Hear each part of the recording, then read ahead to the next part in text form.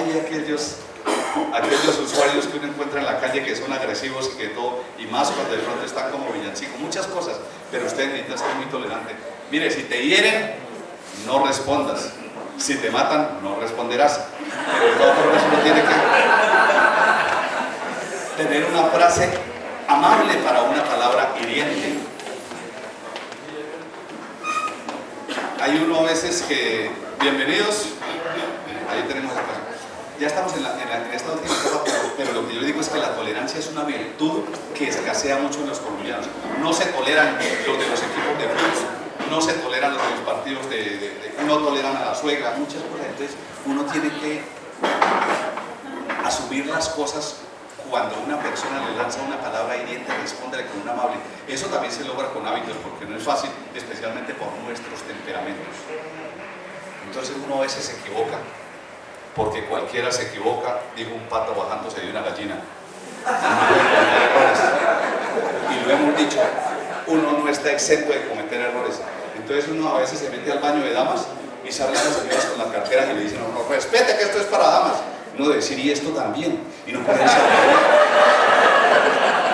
Pero para ser tolerante necesita que sea hábito. A uno le dicen la palabra más para herirlo es una grosería. Siempre es una grosería.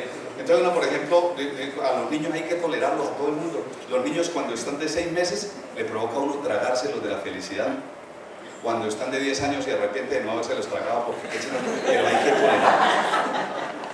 Entonces uno dice cuando le dicen a uno la palabra, hasta las palabras se las saben los niños, las groserías son hirientes, pero uno dice no es más que una palabra. Para ser tolerante y especialmente, como le digo, a nosotros en la calle nos toca mucho eso. Si a uno le dicen la palabra hiriente, por ejemplo, dice a uno, ¡hey marica! Uno decir nadie es perfecto, uno se ponía a pelear. Ahora vienen palabras más fuertes que la gente le dice a uno, de verdad, uno por la calle, la gente por sacarla en la calle le dice a uno, es que me perdona la expresión que a veces hay, pero le dicen a uno, no sea hijo de puta, y uno se pone bravo por eso. No, lo están aconsejando, le están diciendo que no sea. Si le dijeran deje de ser, ahí sí preocúpese porque ya había sido. Pero la tendencia de uno es responder a la violencia con violencia. Vea, lo mejor es que cuando uno va por la calle y alguien le dice a uno, no sea hijo de puta, lo dice usted con la envidia porque no tiene una mamá de ambiente y por eso se evita. Lo que pasa es que para llegar a esos grados, pues uno tiene que hacer mucho ejercicio de tolerancia, pero la gente sí se frena con eso. Otro de los vicios que tenemos los colombianos es invitarlo a uno a degustar cosas que no quiere. A mí, por ejemplo, me dice Gabriel de Confenalco, vamos a compartir con la gente de la Secretaría de Tránsito de Florida Blanca el día 28 de diciembre. Yo vengo con mucho gusto porque me escuché estos temas y no solamente por eso, sino porque son mis paisanos afines y podemos compartir este tipo de cosas. Yo vengo con mucho gusto. Pero cuando alguien le dice a uno en la calle, a mí por ejemplo la señora dice, vaya a traer los desayunos, uno va con mucho gusto, vaya a llevar los niños con mucho gusto. Pero cuando alguien en la calle le dice a uno, vaya, coma mierda, y uno se pone bravo por eso. Hombre, pues no vaya, porque tiene que hacerle caso a todo el mundo. A mí cuando me dicen así yo sigo derecho, la gente cree que voy para allá, pero yo nunca llego. Ahora, si el compromiso es muy fuerte que un amigo le dice a uno, vaya, ¿cómo? Le dice, no puedo porque estoy tomando droga. Y queda uno bien. Lo que pasa es que hay gente exagerada que le dicen a uno, vaya, cómase un cerro. No, con un plático, un cerro es suficiente. Pero para ser tolerante se tiene que hacer a través de ese proceso que nosotros hablamos de una idea para llegar a un destino que sea la persona tolerante. Y el tolerante es una persona sabia.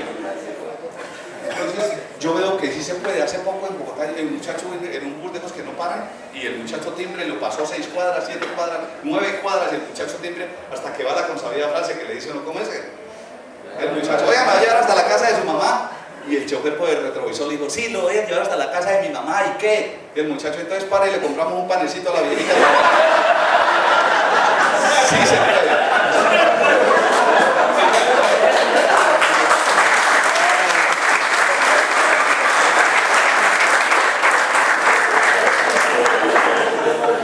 Y nos pasó así como ustedes. Entonces el muchacho suelta la risa los del bus. Suelta la risa el muchacho y el conductor le toca sumarse a los que se estaban riendo. Entonces uno sí puede ser tolerante y puede manejar las cosas así, pero muchas vidas se pierden en la calle por no manejar ese tipo de cosas. Entonces, sea tolerante es una manifestación del ser humano de las más lindas que hemos conocido a través de la historia. Antes que nosotros terminemos esto, porque ya faltan solamente 2 punticos, todos estos temas están contenidos en este libro que que llama La grandeza de un chico. Este lo encuentran en la librería Panamericana, allá vale 30.000 pesos. Pero si alguien lo quiere adquirir hoy acá, el libro solamente vale 20.000 pesos y lo entregamos autografiado. Eso es por si alguien siempre le preguntan a uno, ¿será que usted tiene algo en que un video o algo? Lo tenemos aquí en este libro. El tema no es la venta de libros, pero si alguien lo quiere adquirir, aquí lo tenemos, con mucho gusto. Eso es para manejar este tipo de cosas, sea tolerante. ¿Cómo? Sí, con el patrocinio de que era. Ese es el tema de la tolerancia, pero viene un punto que tiene mucho que ver con esta parte y es el tema de darle manejo al tiempo. Pero el darle manejo al tiempo no solamente, como les decía hace un momento, el darle manejo al tiempo no es llegar a las 7 de la mañana, no, el darle manejo al tiempo es utilizarlo en su vida formal. A mí me da mucho pesar ver personas llevándole serenata a su esposa al cementerio cuando tuvo toda la vida para hacerlo. Usted puede ir a la casa y llevarle la serenata a la señora ya y disfrutarla con ella inclusive, pero el día que se murió va a estar él llorando, la señora no lo escucha, las personas que están ahí lo van a conmover, entonces no le dio el manejo al tiempo cuando era y entonces vino a la conciencia. O las señoras que uno entra al cementerio, a los velorios y entonces la señora está velando a su esposo y entonces llega uno y habla duro, oiga de cabeza, y tú no ves que está muerto, ya para qué necesita el señor ese silencio, para qué necesita ese cuidado. Ese señor necesitaba ese silencio. Fue ese día que llegó a las 4 de la mañana de la celebración, el Día de los Inocentes, que llegó a las 4 de la mañana y la señora no le dejó dormir sino una hora y le corrió las cortinas y empezó, levántese miserable, y sacan los niños para que se monten encima del papá y no lo dejen dormir. Ese día era que necesitaba el silencio, no en la funeraria, ¿ya para qué? Entonces uno tiene que hacer las cosas a su debido tiempo. Y si uno le quiere decir al hijo que lo quiere, dígaselo ahorita, no cuando ya está lejos, que está por allá en Australia, entonces uno por internet diciéndole, hijo, yo lo quiero mucho, y cuando lo tenía ahí que lo podía abrazar, no hizo nada. Entonces tiene uno que ser espontáneo en ese tipo de manejo. Miren cuántas oportunidades no pierde uno para, por ejemplo, hacer las paces con un compañero. Si uno está en discusión, simplemente, mire, ya dijimos que estas cosas que nos pasaron aquí, que nos sirvan bien para nuestra experiencia, darle la mano a la persona, compartirla, aprovechar estas épocas para disfrutarla, darle un manejo al tiempo verdadero, pero no cuando uno ya está demasiado lejos en el tiempo para poder disfrutar de esta manifestación de la naturaleza, darle manejo al tiempo. Ya, una cosa que es aceptar los cambios. Listo, hay personas que no aceptan los cambios. El carro nunca reemplazará al caballo. Eso lo dijo una yegua.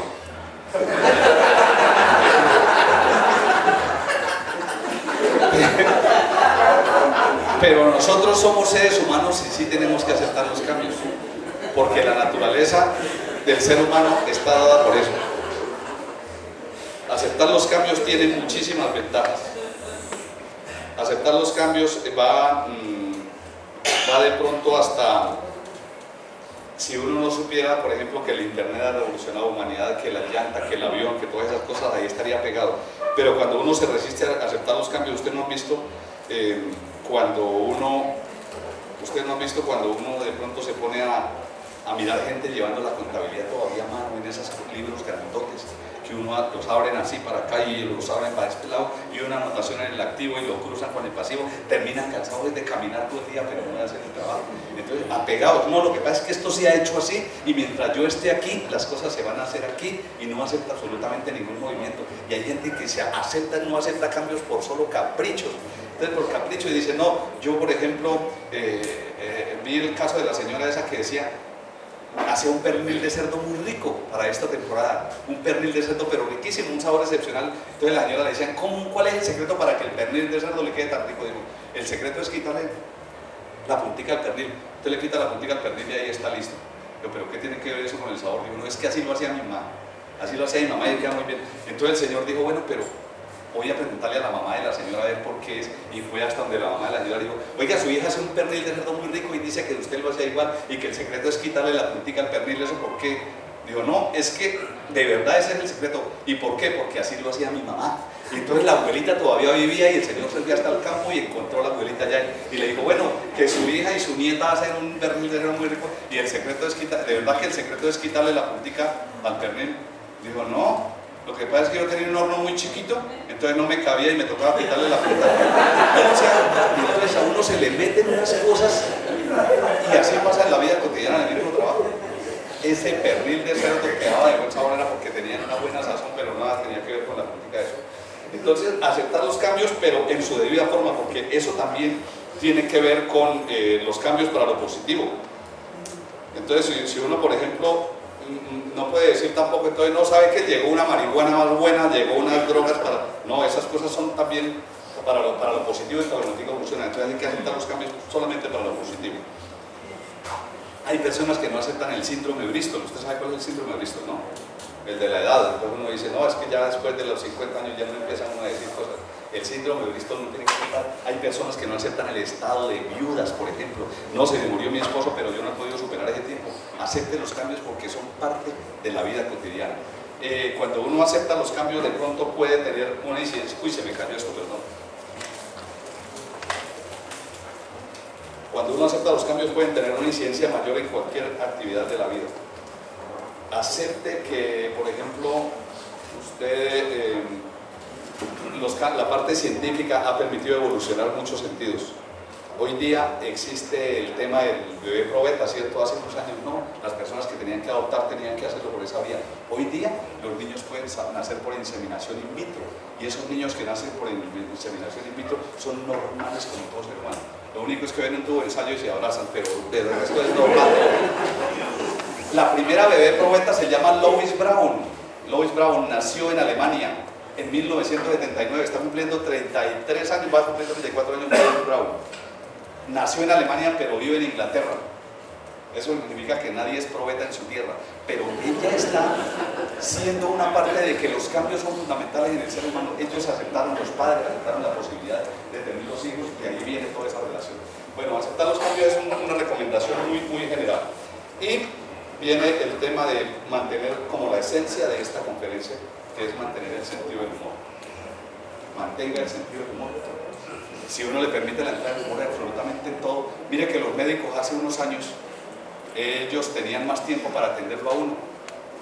Cuando hablábamos ahorita del servicio, cuando la salud dejó de ser un servicio para convertirse en un negocio, se deterioró todo eso, porque el servicio es tan importante. Pero cuando uno ve a las personas manteniendo el sentido del humor absolutamente todo, hace unos años los médicos tenían más tiempo para atenderlo a uno, una hora. Y uno llegaba y le decía, doctor, tengo un hueso afuera. Dice el médico, hágalo seguir. Ya hay una manifestación, pero había un morir, sacaba tiempo. Hoy día uno dice, doctor, tengo una sudadera. ¿Y qué quiere, que le compre los tenis o qué? Y allá lo van respondiendo. Entonces no hay como encontrar una persona de buen genio. Lo que pasa es que hay personas que preguntan al médico cosas que no deben preguntarle. Pero hay médicos que los 20 minuticos que tienen para aceptarlo a uno, para atenderlo a uno, lo utilizan. Le sacan 2 minuticos para ponerlo a uno en ambiente. Entonces la señora, doctor, no puede caer embarazada de un susto, y se depende de quién se lo meta. Le van a decir es la oportunidad de hacerlo. Y vamos a ver que esas personas que manejan el sentido del humor les va mejor, y no han visto que uno dice, yo quiero la cita con el doctor Paredes. El doctor Paredes, porque siempre, ¿por qué? Porque ellos hacen la diferencia. Entonces hay personas que son demasiado amargadas y hay unos que manejan el sentido del humor. Entonces la señora dice, doctor, ¿una se puede bañar con diarrea? Si le alcanza, hágale. Mi señora le va a responder que no. Entonces ellos tienen siempre una buena respuesta para eso. Ahora, no hay como encontrar, por ejemplo, una secretaria de buen genio. Y uno le dice, ¿cómo está, señorita? Y ella dice, puro milagro. Pero ya ven una muestra pequeña. Pero uno encuentra, por ejemplo, gente que se amarga absolutamente por todo, pero yo veo un celador, que son la puerta de entrada a las empresas.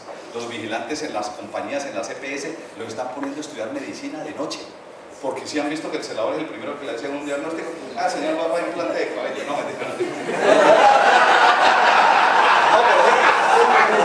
o le dicen ahora, oye, lo ven entrar a uno así, va para urología, ¿cierto? De una vez le van diciendo a uno. Entonces ellos deben tener el concepto, pero tienen que manejar buen genio, porque es que un celador amargado sí es lo peor, y entonces ya entra uno como asustado, y si iba enfermo de los riñones, se enferma de los nervios también, entonces son cosas parecidas.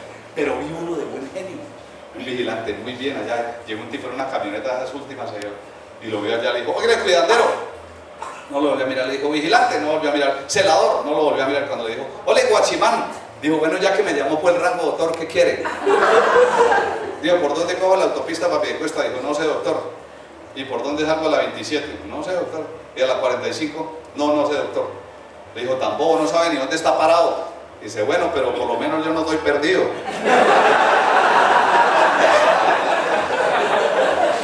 Y donde sea un celador de los agresivos se pone a pelear con las personas, y entonces no ve uno manejar el sentido del humor. como les decía, la técnica de la logoterapia y la risoterapia está funcionando en forma muy adecuada en todos los países del mundo. Y si uno tiene el sentido del humor en cualquier actividad, déjelo entrar.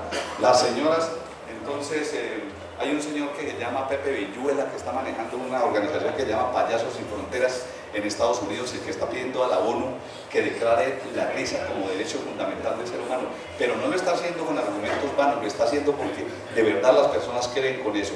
Siembra, si uno dice, por ejemplo, uno encuentra avisos con sentido del humor, dice, siembra un árbol y haz feliz a un perro.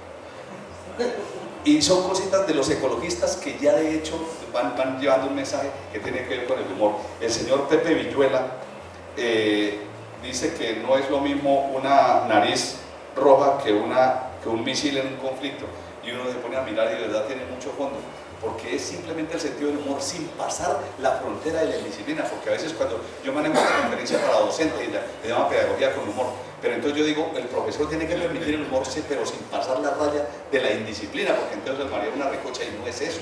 El humor es algo moderado, porque si el profesor le dice al niño, ¿en cuántas partes se divide el cráneo? Y el chino dice, depende del garrotazo, ahí tiene que estar manejando el sentido del humor de pronto para dar el comienzo a la clase, pero no permitir que todo el tiempo la recocha y no empiezan a comer en la cola y todo eso no es, eso es indisciplina. El señor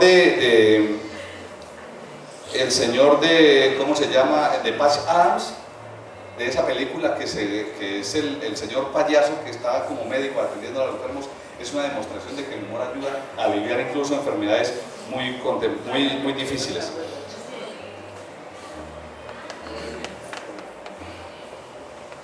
Bueno, en una iglesia, por ejemplo, uno encuentra un sacerdote o un juez ejerciendo este tipo de cosas y van manejando el sentido del humor con algo.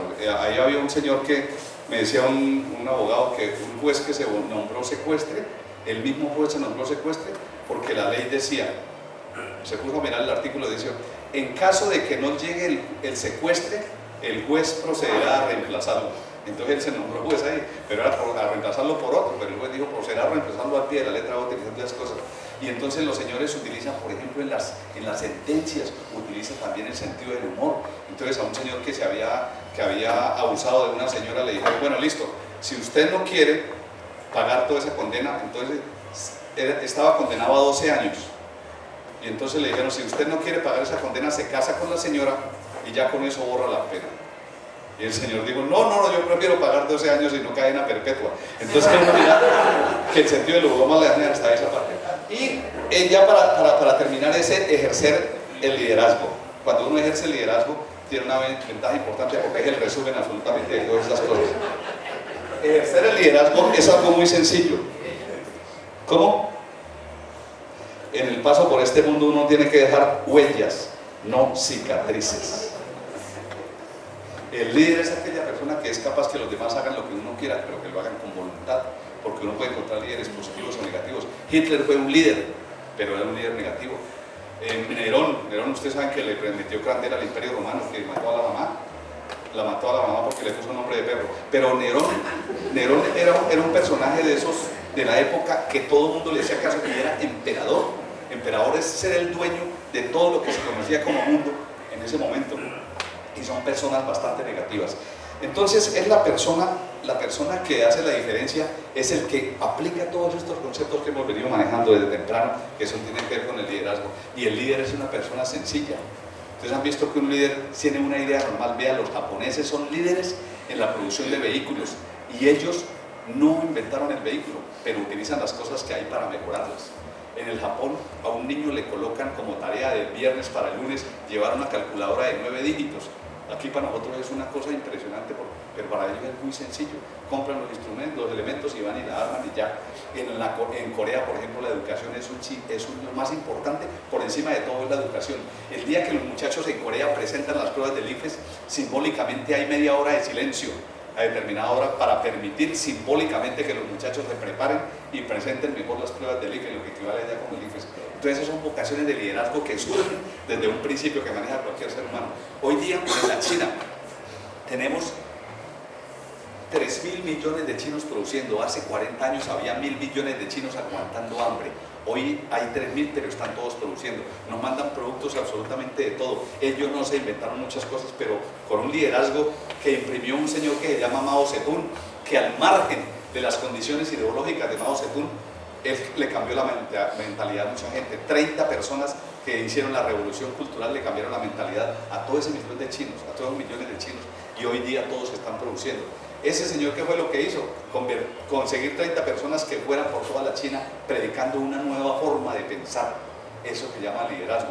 Y en la China es más difícil porque son 47 dialectos diferentes para poder llegar a las personas. Simón Bolívar fue un líder, pero Simón Bolívar, incluso errores que cometió, se toman hoy en la historia y las toma como virtudes. ¿Se acuerdan cuando le dijo al general, a cuál general fue? Ricaurte, no, que le dijo, no, al general que le dijo, general, salve usted la patria. ¿A quién? General Rendón, salve usted la patria.